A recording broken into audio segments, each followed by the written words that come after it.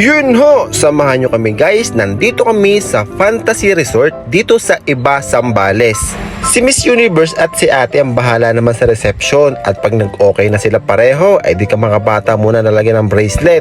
Una si Beauty Queen number 1, Beauty Queen number 3. O Beauty Queen number 3, masaya ka? Yehey, siya doon ka sa labas.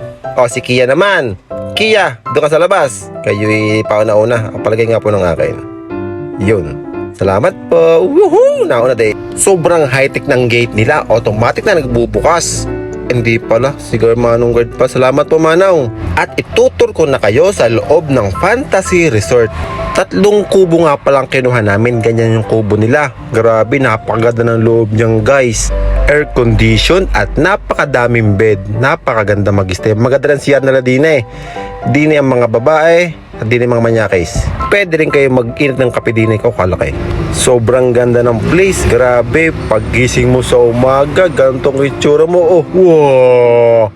Thank you Lord. Hindi ko na ipapakita loob. Madumi na, natatulugan na namin.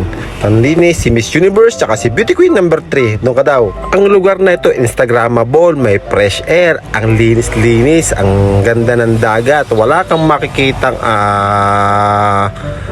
dumi pala yun. Punta naman tayo sa kanilang swimming pool area. Napakalinis at napakaganda. Please welcome, I love fantasy. Grabe, ang ganda dito guys. Pakita mo, wow, pang kanan, ang kaliwa, at tumulog. Tinulak ko si Miss Universe. Sabi ko, ladies first. May kapangyarihan nga pala kapag tinutulak ko, nahuhulog. Oh, 1, 2, 3, 4, 5, 6. Boom. Dito walang nagse-cellphone. Pag naka-betting suit maliligaw. Si Miss Universe lang ang hindi. May magic ang swimming pool nila dito. Pag nakalublob ka ng kaunti, makukuha mo tsinelas mo kahit malayaw.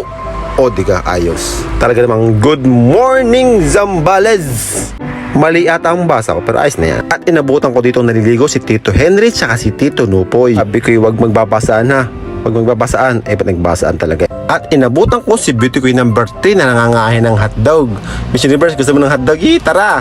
At kasama din namin si Tita Luz. Tita Luz, salamat po sa paggagayat ng pakwan. At pagkagayat ng pakwan, maguhuntahan muna lahat ang Marites din sa Zambales. Huwag muna kayong alis. Pakakainin ko kayo ng walang kamatayang hotdog.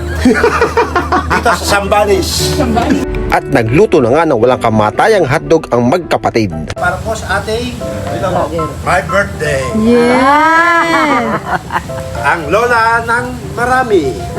Yun. Mami, happy birthday. Happy birthday. May birthday gift to you. Ubusin nyo lahat yan.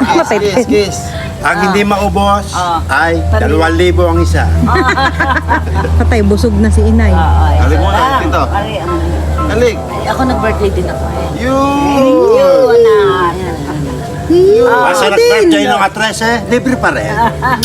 Nag-birthday At sa nag-birthday nung isang araw, eto, libre pa rin. Yun! At yung natira, ay para sa hindi nag-birthday, babayaran niya ito ng 4,000. Yun! Ang masipag kong pamaking driver namin. Good morning! Libre yan, libre.